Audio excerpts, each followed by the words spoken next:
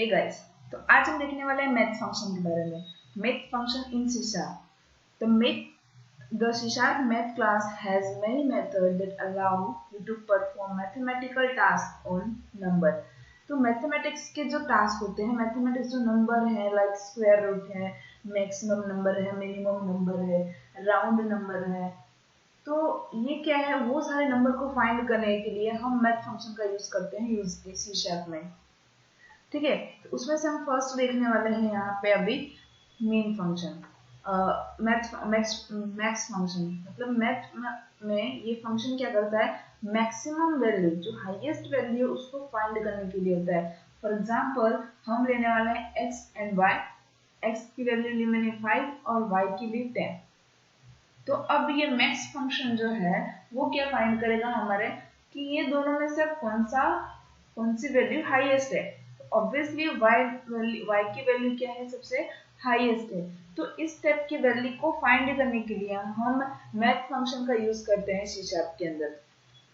Next है mean function, मतलब कि मिनिमम नंबर, मतलब कि लोवेस्ट वैल्यू हमें फाइंड करनी है, तो हम इस एग्जांपल के थ्रू फाइंड कर सकते हैं। फॉर एग्जांपल हमने x की वैल्यू 5 ली और y की वैल्यू 10 ली, तो ऑब्वियसली लोवेस्ट वैल्यू इसमें से कौन सी है, 5 नंबर है। ठीक है, तो ये क्या है, हमें इस स्टेप की मेथड को फाइंड करना है, इस नंबर को गेट करना है, तो हम इन सारे मैथ फंक्शन का यूज करके कर सकते हैं। देन हमारे पास क्या है, स्क्वायर रूट। तो अब ये स्क्वायर रूट को फाइंड करने के लिए हमारे पास एक क्या है फंक्शन है, स्क्वायर। ये स्क्वायर रूट फाइंड करने के लिए हमारे पास है, तो इसमें हमने ये एग्जांपल हमने 64 लिया है, तो हमारे पास आंसर क्या आने वाला है, ये 64 किसका स्क्वायर रूट है, तो 8 का स्क्वायर रूट है। ठीक है, यहाँ पे आप जो भी लिखना चाहे, लाइक 16 लिख रहा है तो 4, ठीक है, 4 का 16 का स्क्वायर रूट है 4।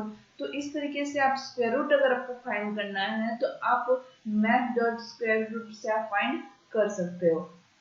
Then maths ABS, ABS means कि एब्सोल्यूट वैल्यू, मतलब कि पॉजिटिव वैल्यू अगर हमें फाइंड करना है, हमारे पास कितने भी वैल्यू माइनस आ जाए तो हमें क्या करना है, कन्वर्ट उसे करना है पॉजिटिव वैल्यू में। तो हम इसको पॉजिटिव वैल्यू में फाइंड कर देंगे, तब हमारे पास इसका आंसर क्या मिलेगा, 4.7, ना कि -4.7। तो हम इसे प्रैक्टिकली अच्छी तरह से समझेंगे।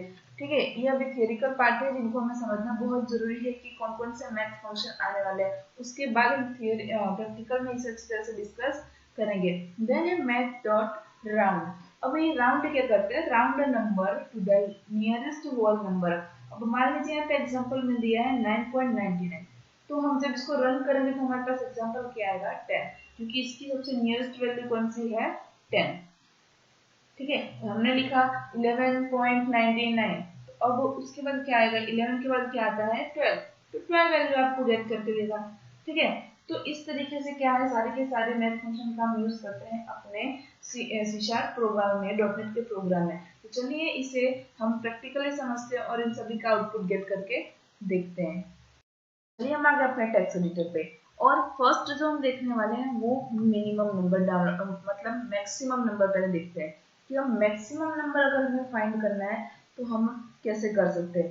तो फर्स्ट हम यहाँ पे क्या लिखने वाले हैं, सिंपल हमें क्या करना है, कंसोल नंबर को प्रिंट ही कराना है, कंसोल डॉट राइट लाइन, और उसके अंदर हम 2 डिजिट पास कर देंगे। लाइक चलिए राइट लाइन में क्या करना है, यहाँ पे मैथ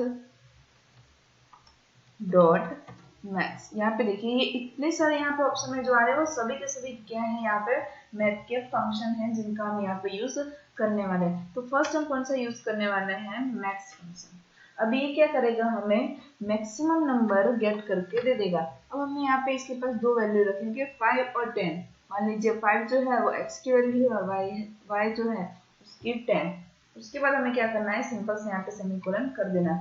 अब इन दोनों में से कौन सी वैल्यू मैक्सिमम है वो हमें फाइंड करनी है। ठीक है, तो हमने यहाँ पे 5 और 10 की वैल्यू दे दी। अब हमारे पास आउटपुट क्या आ जाएगा, यहाँ पे 10 आ गया हमारे पास आउटपुट। तो इस तरीके से क्या है, हम मैथ फंक्शन का यूज कर सकते हैं। उसमें हम मैक्सिमम नंबर अगर गेट करना है तो हम यहाँ पे डायरेक्ट वैल्यू दे के भी कर सकते हैं, और यहाँ पे हम वेरिएबल के थ्रू भी कर सकते हैं। Integer x equal to 5, then integer y equal to 10।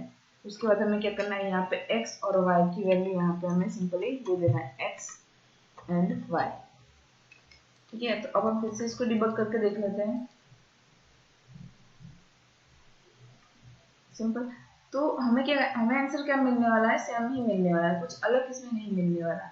तो अब हम क्या करेंगे, आप इसको डायरेक्ट वैल्यू दे सकते हो, या फिर अगर आपको डिक्लेयर करना है तो भी आप इसको दे सकते हो। ठीक है, डायरेक्ट वैल्यू डिक्लेयर करना है तो भी दे सकते हो। अब हमें यहाँ पे क्या गेट करना है, मिनिमम नंबर। मिनिमम में हमने क्या पास किया, फिर से वही x एंड y।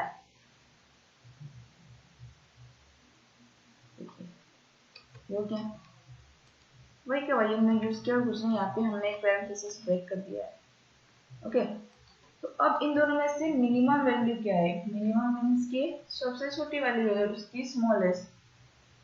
ठीक है, तो हम यहाँ पे इसको रन करके देख लेते हैं। तो रन करने पे हमें क्या मिलेगा, उसकी वैल्यू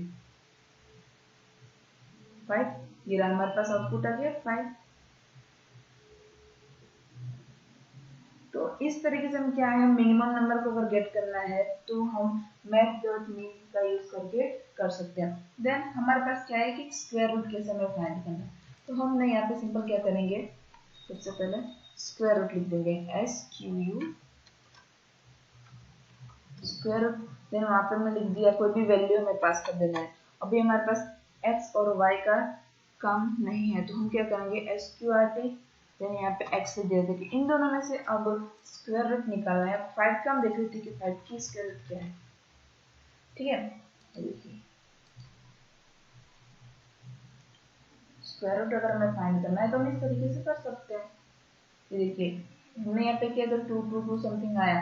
अब मान लीजिए हमने यहाँ पे x की वैल्यू लिख देते हैं 64।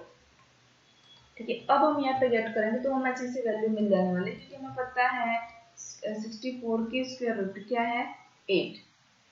तो 8 हमारे पास आंसर आ गया है। तो ये क्या है, हमें स्क्वायर रूट फाइंड करना है, तो हम इस तरीके से कर सकते हैं। अब हमने क्या दो बाकी रह गया, हमारा दो फंक्शन बाकी रह गए हैं, एब्सोल्यूट। तो अब एब्सोल्यूट को देख लेते हैं। तो क्या हमें एब्सोल्यूट को क्या करना है, पॉजिटिव नंबर फाइंड करने के लिए x। और यहाँ पे हम क्या करेंगे, यहाँ पे हम कुछ माइनस ऐसा कर देते हैं, 4.-6.7। हम यहाँ पे डायरेक्ट भी उनको वैल्यू दे सकते हैं। और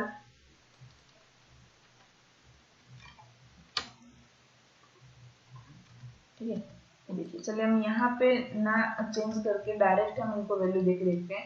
हम क्या करते हैं, यहाँ पे -9.2। अब हमें ये एबीएस वैल्यू क्या करेगा, हमें पॉजिटिव में कनेक्ट करके देगा। ये देखिए 9 है, तो हमें कन्वर्ट क्या कर देगा, मतलब ये पॉजिटिव वैल्यू गेट करने के लिए होता है, तो ये हमें 9.2 वैल्यू गेट करके देगा। ये क्या करता है, जो माइनस वैल्यू होते हैं, नेगेटिव वैल्यू को पॉजिटिव में कन्वर्ट करके ये हमें दे देता है। ठीक है, लास्ट एक बाकी रह गया राउंड। अब हमें ये राउंड क्या करेगा, राउंड का काम क्या है, तो हम यहाँ पे x को पास कर देते हैं सिंपली। राउंड क्या करेगा, मान लीजिए नहीं, हम डायरेक्ट यहाँ पे वैल्यू लिखते हैं। अब ये क्या करेगा, इसमें कोई भी एक वैल्यू लिखते हैं, 9.99। अभी हमने एग्जांपल में वो देखा था, इसलिए हम वही ले रहे हैं डायरेक्ट 9.99। तो ये क्या करेगा, उसके बाद वाली जो भी संख्या है उसको हमें यहाँ पे प्रिंट करके दे देगा। तो हमारे पास 10 आ गया। तो मान लीजिए हम यहाँ पे लिख रहे हैं 12.99, तो हमें क्या आंसर मिलने वाला है, 13, क्योंकि इसके बाद कौन सी संख्या आती है, 13। तो यहाँ पे ये हमें 13 गेट करके दे देगा। ये देखिए 13 आ गया।